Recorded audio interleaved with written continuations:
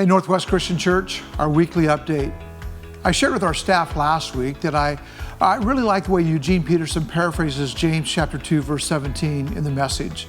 He says, "Isn't it obvious that God talk without God acts is outrageous nonsense?" And he's right. And I'm so thankful that so many Northwest Christian Church people are not just into God talk, but we're all about God acts. We know and believe that the local church is the hope of the world. These are hard times. The crisis is real. All of us have been affected by this pandemic in one way or another. None of us are immune. This is our new reality.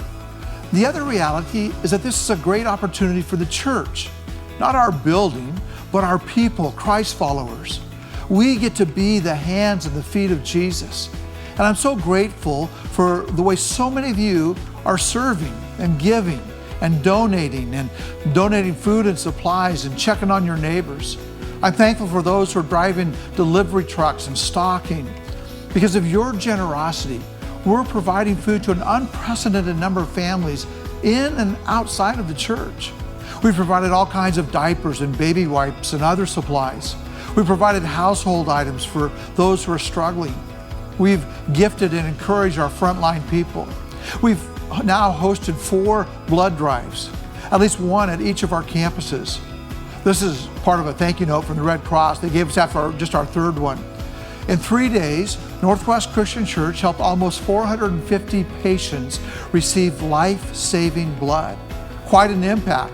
And then she adds, it was inspiring to see so much purpose and hope at work around the church with your endless ministries.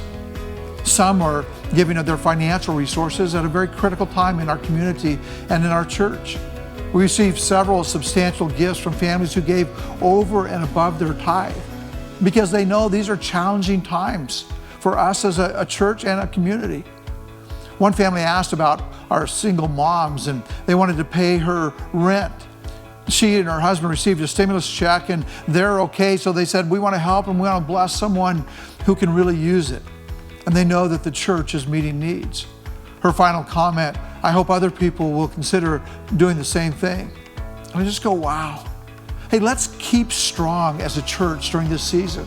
Because after this passes, and it will pass, we need to be strong. I believe the world is going to need us as a church like never before. And I believe that we need to be ready for God to do something great in us, among us, and through us. Again, we're not just meeting physical needs though, we're meeting emotional and spiritual needs as well. We've had some glitches last week, but believe that this week that we're gonna have to be able to roll out some of our other helpful things. Roy Lawson is doing a 20 to 25 minute Bible study out of the book of Philippians. They will be released on Wednesday, but it'll be on demand after that. We're calling it Discovering Joy with Roy. We're also going to be adding a weekly interview with some specialists about wellness.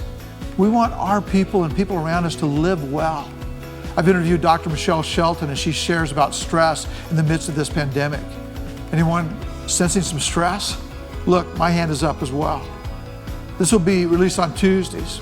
You might consider sharing some of this information as well. It'll be on our YouTube channels. Thursday, I'm going to be doing a Facebook Live event, Prayer with Pastor David. We'll start at noon, send in your prayer requests, just 5 minutes praying for one another. We're continuing to have our D3, our daily devos every weekday. But again, I'm just asking, make sure you keep praying. Keep looking to Jesus. And God's going to continue to watch over us. God bless you and we'll see you next time.